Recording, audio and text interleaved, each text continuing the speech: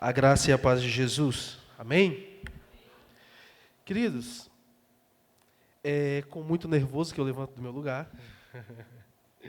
E hoje eu fui convidado para refletir com vocês sobre a nova vida que nós temos em Cristo Jesus. Está aí no tema. Eu queria convidar vocês a abrirem as suas Bíblias em Colossenses capítulo 3.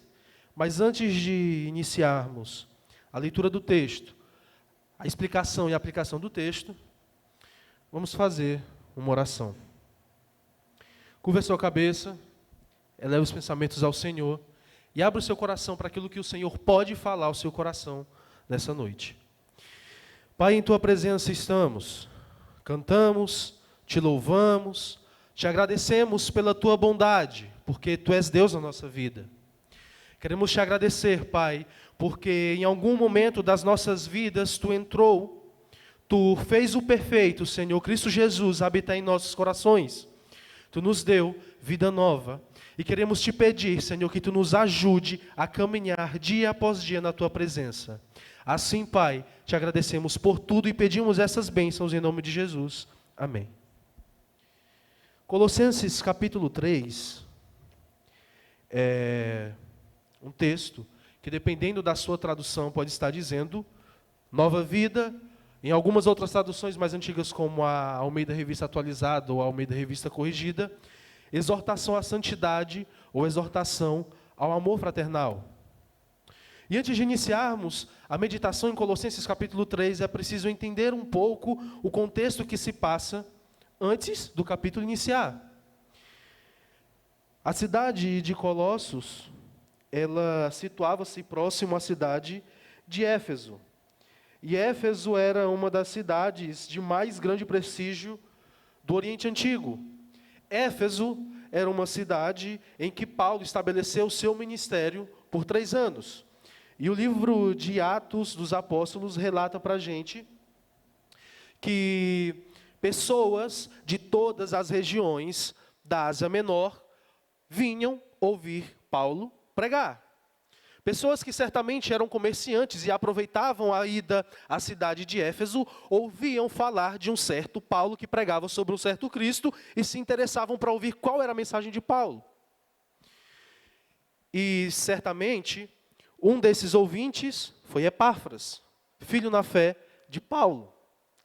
Epáfras ouve o Evangelho, leva o Evangelho à cidade de Colossos. Mas Paulo, ao escrever a Colossenses, trata de realidades espirituais e realidades da vida cristã, mas também traz um apunhado de um condensado teológico para a vida cristã, de conhecimento do que é verdadeiramente ser cristão, de quem é verdadeiramente o Cristo a qual servimos. E Epáfras visita Paulo quando ele estava preso em Roma, em torno de 60 a 62 depois de Cristo. E ali, nessa conversa, muito provavelmente, Epáfras fala para Paulo as dificuldades doutrinárias que estavam sendo implantadas dentro da cidade de Colossos. Doutrinas que deturpavam o caráter de Cristo. E ali, Paulo, então, com a autoridade apostólica, visto que Epáfras é filho na fé de Paulo, envia essa carta a essa igreja. E numa igreja onde havia uma espécie de ascetismo, doutrina do período helenístico grego, onde se constrói toda a cultura grega filosófica de conhecimento, surge essa doutrina, o ascetismo, que prega uma espécie de virtude, de transcendência pelo conhecimento e pela autoabnegação. E daí por si só a gente já imagina o estrago que isso pode fazer dentro do cristianismo. Surge legalismo aí. Pois eu olho para a vida de Cristo, vejo santidade, vejo retidão e eu penso, agora se eu for santo, se eu me negar a tudo, eu posso ser igual a Cristo. E era essa a noção que o ascetismo dentro da igreja de Colossos trazia. Mas além disso, havia o próprio legalismo de judaizantes. E havia também dissensões por poder. E é assim que Paulo inicia o livro de Colossenses, tentando trazer esses cristãos à doutrina apostólica. E é por isso que depois de se apresentar, já no capítulo 1, no versículo 13, 15 e 16, Paulo traz um hino de cântico para falar para eles quem é verdadeiramente Cristo. Para falar que não há nada que nós possamos fazer que nos leve à mesma natureza de Cristo. E aí ele fala que Deus, em Cristo Jesus, nos transportou do reino das trevas, da morte, do pecado, e nos levou para o reino da luz, para o reino do amor do seu Filho.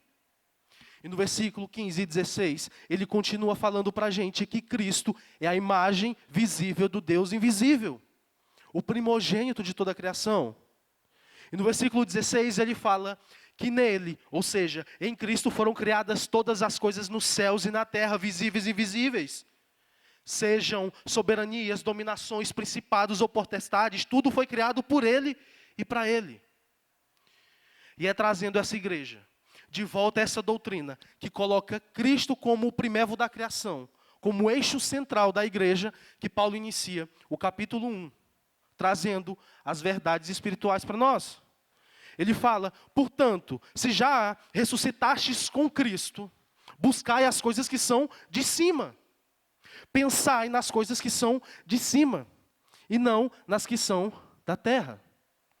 Esse, portanto, traz uma mudança de direcionamento. Veja, se antes Paulo define o que é teologia cristã, no capítulo 1 e 2, agora ele vai iniciar o que é a prática da vida cristã. A saber, o que define que é verdadeiramente sabedoria em Deus é que Cristo é o princípio de toda a criação. Como lemos no versículo 15 e 16. E agora, entendendo isso, a igreja está preparada. Porque ele primeiro introduz a verdade que estava corrompida. E agora ele vai iniciar um tratado para que essas pessoas possam voltar sem arrependimento genuíno para a fé genuína. E aqui, queridos, existe uma lição primeva para a nossa fé condensada nesses 2 versículos. Você e eu, como cristãos, fomos ressuscitados espiritualmente. Nós estávamos mortos. Agora temos vida, mas o reino dos céus, ele não é visível, mas ele se torna visível nas vidas dos cristãos que vivem a verdadeira fé na terra. E é com essa ideia que nós vivemos e temos um estilo de vida diferente. Um estilo de vida pertencente às regiões celestiais, que não são pertencentes a esse mundo. E isso significa que nós vamos viver a vida de forma responsável? Não, de maneira nenhuma. Mas significa que ao invés de buscarmos glórias nesse mundo, de buscarmos aquilo que é material, nós buscamos as glórias em Cristo Jesus. Isso significa, literalmente, o que Jesus Cristo diz em Mateus capítulo 5, versículo 6. Fome e sede de justiça. E é por isso que essas verdades, elas ruminam no nosso ser. Elas entram, elas penetram os corações dos verdadeiros cristãos. Como Cristo disse, bem-aventurados que têm fome e sede de justiça, porque eles serão fartos. É essa a glória, é essa a justiça, é esse o desejo do nosso coração. Mas como dito, não significa que nós vamos viver de forma irresponsável. E aí, entendendo a nossa natureza agora ressuscitada, entramos no versículo 3. Onde ele fala do porquê Onde ele fala do porquê que não devemos mais viver assim. Ele fala, porque já estáis mortos, e a vossa vida está escondida com Cristo em Deus. É possível que um morto deseje algo? Não. É possível que ele cobice algo? Não. E o significado está aí. Morrer para Cristo e ressuscitar espiritualmente com Ele, significa que nós não devemos desejar mais as coisas que vilipendiam o caráter santo de Deus, que desonram o caráter santo de Deus. E aqui, há também mais uma lição para as nossas vidas. A vida em Cristo, ela, apesar de ser morta terrenamente, ela tem uma vida espiritual, a qual nós desejamos, a qual nós anelamos. Mas existe também um antídoto da graça impresso nesse versículo. O antídoto contra o materialismo. O antídoto contra uma vida que deseja os bens materiais. Se você morreu em Cristo e ressuscitou com Cristo, a sua vida agora não cobiça, não deseja mais aquilo que é prazer terreno. Sejam eles por ser psicoemocional ou sejam eles em comprar, em adquirir, não. Você entende que Deus provê aquilo que lhe é necessário. E é por isso, entendendo também que dentro dessa graça que há em Cristo, ele fala no versículo 4, quando ele, ou na sua tradução, quando Cristo, que é a nossa vida, se manifestar, então também vós vos manifestareis com ele em glória. Veja, se com a morte de Cristo você morreu, com a vida dele você também será glorificado. A glória de Cristo, a vida eterna, ela é real. Isso tem que ser uma verdade entronizada dentro dos nossos corações. Porque muitas das vezes não vivemos como se isso fosse real. Muitas das vezes não temos noção de que nós não somos desse mundo. Mas, quando o perfeito, que é Cristo, se manifestar, ele levará glória aos seus fiéis. E entendendo essa verdade de que há uma promessa em Cristo Jesus, ele adentra o versículo 5, falando para a gente que devemos mortificar a nossa carne. Porque se há uma promessa de vida e de riqueza tão grande, o que passamos aqui é nada comparado àquilo que é eterno. E queridos, é maravilhoso mortificar o nosso ser para Cristo.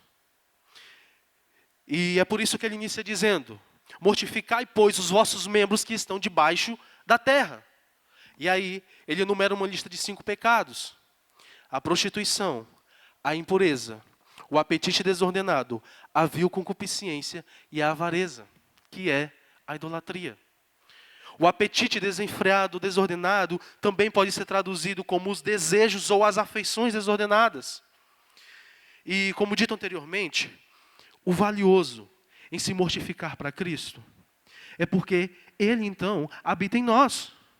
E nós temos, então, um coração cheio de graça. E uma vida mortificada para que Cristo habite. Ela reverbera na eternidade. E nós não temos noção de como isso é precioso. Talvez teremos noção disso quando estivermos na eternidade com Cristo. Mas agora é preciso olhar para esses princípios e tentar frutificá-los. Dentro desses 5 pecados que Paulo cita, a prostituição, nela inclui fornicação, adultério, masturbação. Tudo isso mancha, suja o templo e a morada do Espírito. E de igual modo, a impureza pode estar ligada aos pecados de prostituição, mas a impureza também como aplicação pode estar ligada aos pecados culturais e cultuais. Quando nós nos afeiçoamos mais à cultura e cultuamos aquilo que está aí fora do que aquilo que está aqui dentro. E a vil concupiscência, que é também traduzida como desejos materiais, se reflete em cristãos que vêm aqui, que dizimam, que vivem uma vida achando que só porque dizimaram, que só porque vão à igreja, Deus vai recompensar ele com riquezas dos céus. Não. Mas a mãe de todos esses pecados é a avareza, é a idolatria. A idolatria ela pode ser também traduzida como ganância. E a idolatria, ela é um pecado gigante, porque ela adentra o coração do ser humano. E dentro do coração do ser humano, ela tira Deus do pedestal, da posição mais altaneira que ele podia estar, e coloca prazeres, coisas, pessoas, desejos. E como outra aplicação para as nossas vidas, é preciso graça genuína. É preciso graça, verdadeira graça maiúscula, para que esses pecados, eles não tomem o centro do nosso coração. Para que nós não idolatremos mais as coisas do que a Deus. A idolatria tira Deus da sua posição. e coloca no nosso coração pessoas, desejos, sexo, dinheiro, tudo o que é contra o caráter santo de Deus. E muitos desses prazeres, muitas dessas felicidades que temos terrenamente, são genuínas. Contudo, deturpadas da boa prática delas, se torna pecado contra Deus. E aqui é preciso refletir para dentro do nosso ser. É preciso olhar para o interior para analisar se não estamos colocando Deus abaixo dos nossos desejos. Se não estamos idolatrando mais alguma coisa do que Deus. E queridos, apesar das satisfações terrenas levarem satisfação física à carne, elas não levam satisfação espiritual à alma. E quando cristãos verdadeiros que entendem isso, podem entoar com satisfação o Salmo 42, versículo 1 e 2. Que diz, assim como a corça anseia pelas correntes das águas, assim por ti, ó Deus, suspira a minha alma. E ele termina dizendo, quando poderei entrar para habitar na presença de Deus? E no versículo 6 e 7, a Bíblia fala para a gente do que era uma vida nessas práticas.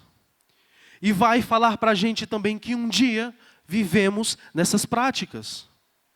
Por isso, no versículo 6, ele diz, pelas quais coisas vem a ira de Deus, ou se vem a ira de Deus, nos filhos da desobediência. E no versículo 7, ele fala que andamos assim, nas quais também, em outros tempos, andastes quando viveis nelas. E aqui, entendendo que um dia nós estávamos na escuridão do pecado, que um dia nós estávamos distantes da graça, distantes da glória de Deus, é preciso reverberar isso no nosso ser, de que hoje você e eu estamos debaixo da misericórdia, da graça e do amor de Deus que há em Cristo Jesus. E mais outra lição prática. Quando você e eu estivermos nos pegando em momentos, em situações de pensamentos ou próximos a pecar, é preciso lembrar que a ira de Deus vem sobre os filhos da desobediência. E é preciso lembrar que um dia estaremos todos comparecendo diante do tribunal justo e santo de Deus.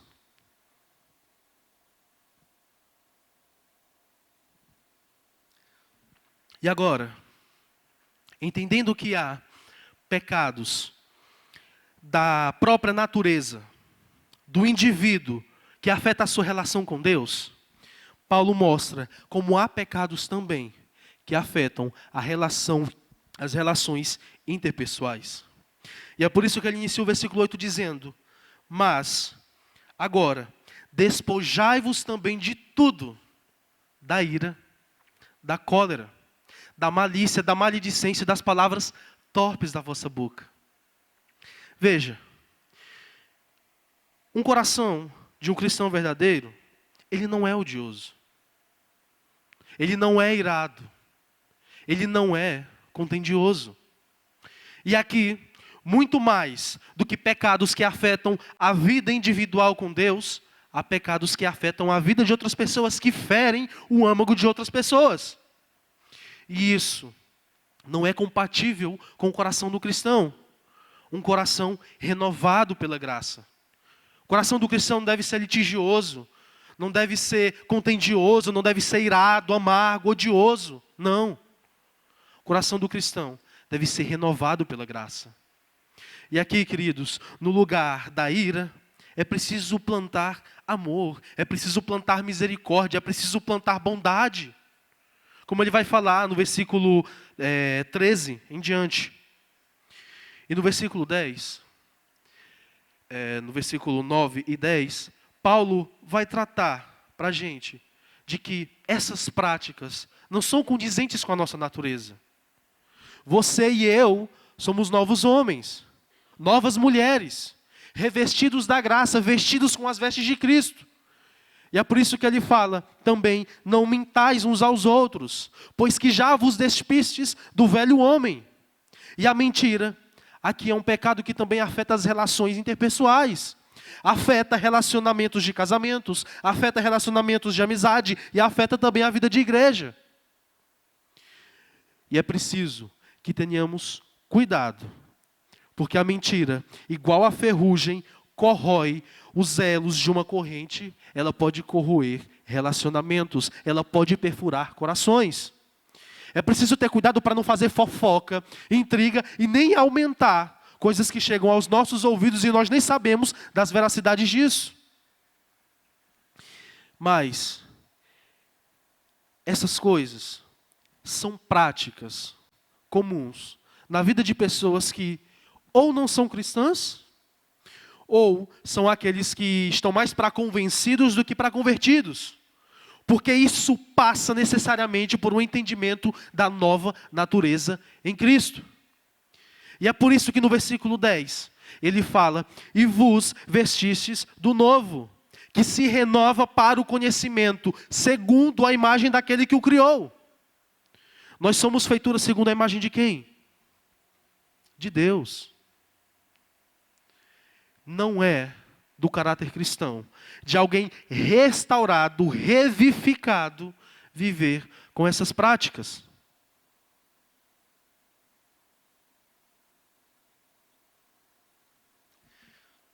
E quando ele fala de despojar-se desses pecados, de despojar-se dessas práticas, ele fala literalmente de despir-se, de tirar de si. E esse tirar de si é uma metáfora presente em todo o Novo Testamento, falando para a gente tirar, deixar de praticar aquilo que desagrada a Deus. Metáfora presente em Hebreus 12, versículo 1, quando também fala para deixarmos todo o embaraço de pecado. 1 de Pedro, capítulo 2, versículo 1, fala que devemos deixar também o engano, a inveja, a malícia, a mentira e as murmurações. E esses pecados entram disseminando ódio, disseminando ruptura de laços. E é por isso que no versículo 11, ele traz a supremacia de Cristo novamente. E ele fala, em Cristo, trazendo a imagem do homem a qual fomos criados, vestidos, onde não há gentil nem judeu, circuncisão nem circuncisão. E aqui cita bárbaros, servos ou livres, mas Cristo, que é tudo em todos. Dentro da graça não há divisão. E portanto, se não há divisão, como temos a pachorra de consumar pecados que podem nos levar à igreja de Cristo à divisão? Que vão afetar as nossas relações, gente. Como é gostoso ter a consciência de que sábado eu vou cultuar a Deus com a minha juventude. E cultivar pecados de ira dentro da igreja tira esse sentimento.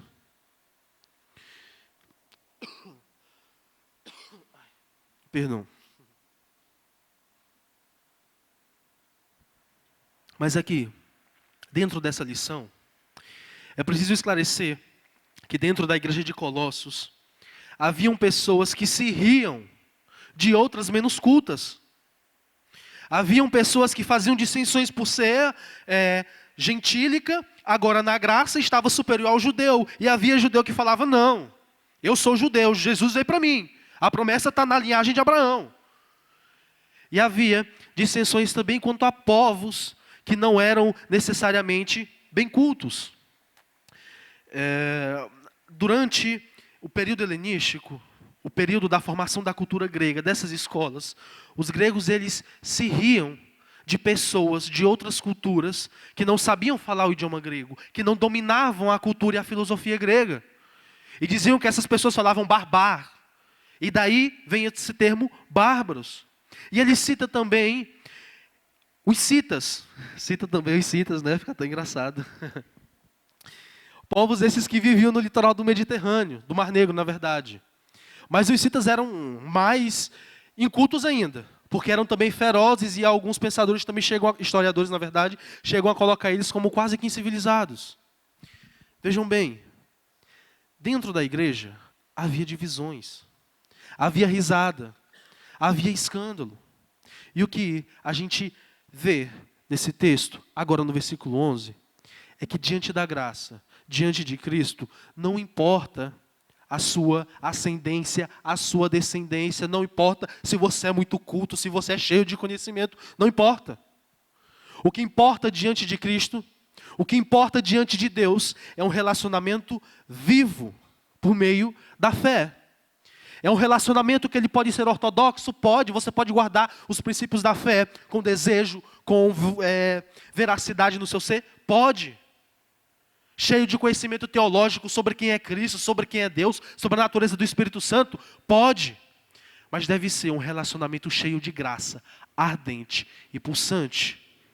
E é por isso que ele entra no versículo 13 e 14 dizendo: rogo-vos, pois, como eleitos de Deus, com entranhas de misericórdia, santos e amados, com entranhas de misericórdia, que se encham de benignidade, de humildade, de mansidão e de longanimidade.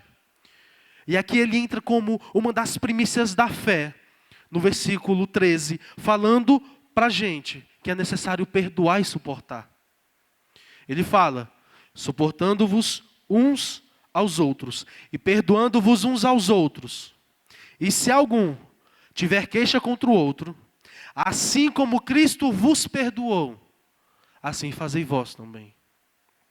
E aqui, olhando para ira, para cólera, para prostituição, para impureza, para concupiscência, esses pecados, diante das virtudes disponíveis a nós pela graça, não geram nem satisfação verdadeira. Quando uma mente é renovada verdadeiramente pelo Espírito Santo, muitas das vezes somos tentados, mas a natureza espiritual, ela clama, porque ela não se satisfaz com aquilo que é terreno. Ela deseja aquilo que é eterno. Ela não deseja o que é perene, o que é efêmero. Na verdade, ela deseja o que é perene, o que é sempre, o que é duradouro. E é por isso que Paulo orienta esses irmãos a deixarem essas práticas mundanas de lado. E orienta para que eles se revistam dessas virtudes de graça. Para que eles perdoem uns aos outros. E caminhando para o final, mas não menos importante, o versículo 14. Que fala para a gente que sobre tudo isso é necessário revestir-se de amor, porque o amor é o vínculo da perfeição. E aqui, queridos, o amor. Por que o amor é o vínculo da perfeição? Porque, em primeiro lugar, quando amamos a Deus acima de todas as coisas, somos capazes de amar ao próximo como a nós mesmos. É o amor que sustenta o elo de todas as virtudes. É o amor em Deus que sustenta a igreja. E como aplicação final, esse amor, uma das aplicações finais, na verdade, vocês vão ter que me aguentar por mais uns 15 minutos. Brincadeira.